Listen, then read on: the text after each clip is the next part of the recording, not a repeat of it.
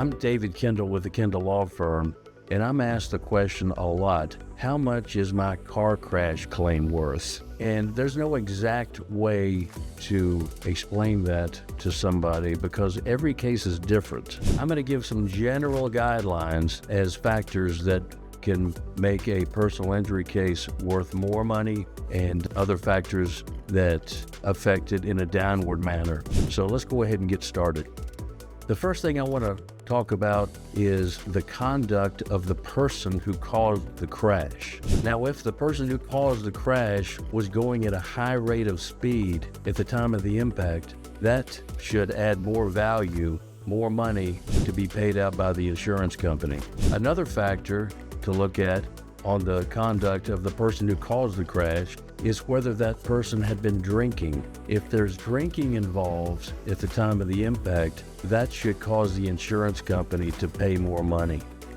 Another factor to look at is taking a look at the property damage, the damage on the vehicles involved, both the other driver's vehicle and your vehicle. If there's a heavy amount of property damage, then the insurance company should pay more money because that is an obvious indicator of the magnitude of the crash and what your body went through at impact. On the other hand, if there's not a lot of visible property damage, then the insurance company will factor that in because they believe if the case goes to court, that a jury may have difficulty believing that somebody can be seriously hurt if they were in a vehicle where there's not a lot of visible property damage. Not saying that somebody can't be hurt in a car where there's not a lot of visible property damage. What I can say is that the insurance company takes that into account and it has a downward influence on the amount of money they're going to be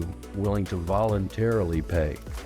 Another factor is looking at the vehicle that was involved of the person who caused the crash. If it's a commercial vehicle that's involved in the crash, then the insurance company should factor that in and they should pay more money for that reason. Why? Because the insurance company knows that if we're not able to settle the client's case, then we filed suit papers in court and we're able to name the business of the owner of that vehicle that caused the crash. And that makes a big difference in court. As I say all the time, the insurance company has to know that we're willing to go to court if that's what it's going to take to be treated fairly. We're not saying we want to go to court, but we have to demonstrate to the insurance company that that's what we're willing to do if that's what it's going to take to be treated fairly.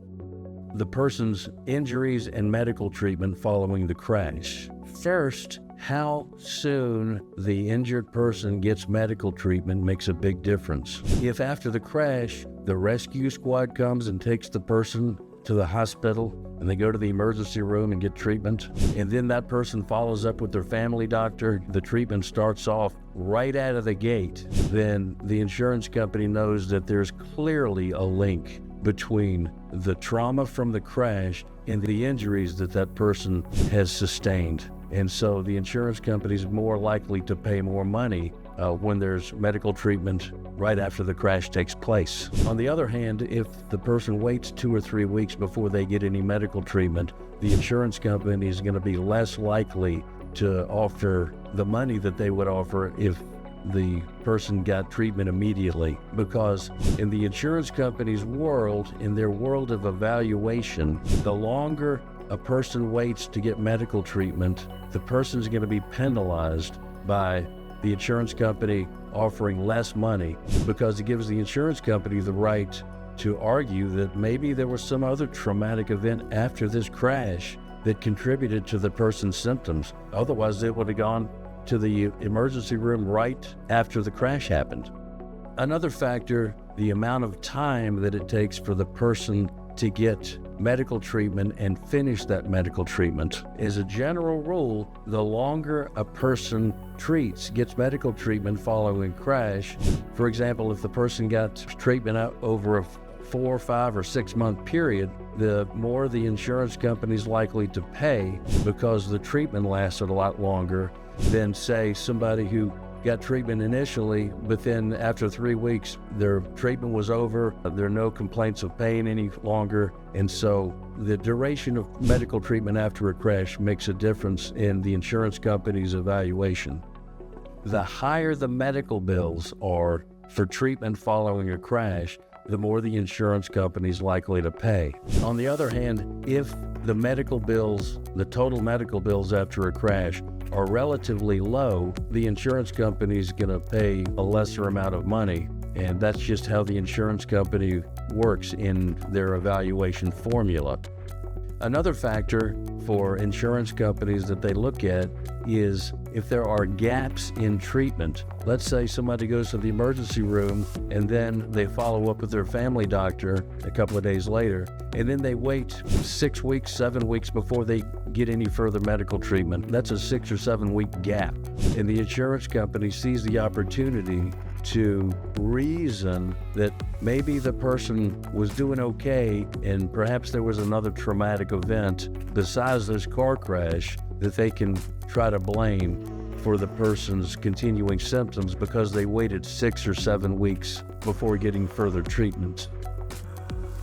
Sometimes, unfortunately, after a crash, the person's involved in a second crash. I mean, I've had people involved in a second crash a week later. The insurance company in the first crash will try to blame the second crash for the person's continuing symptoms and injuries. Similarly, the insurance company in the second crash will look back and they'll see that the injured person was already involved in a crash, and they'll try to point the finger of blame on the first crash. So the insurance companies basically are doing this thing. They're pointing the finger at each other, and oftentimes the injured person who's involved in both crashes will be caught in the middle, and if it's not handled right, that person can miss out on getting fully compensated for everything they deserved for the first crash, and also getting fully compensated for what's happened to them as a result of the second crash. That's why it's important to seek an attorney for advice on how to handle this situation. So if you've been injured in a car crash, contact the Kendall Law Firm, give me a call, and let us discuss your situation. If I think we can help you, I'll tell you so, and we'll be happy to go forward on your behalf.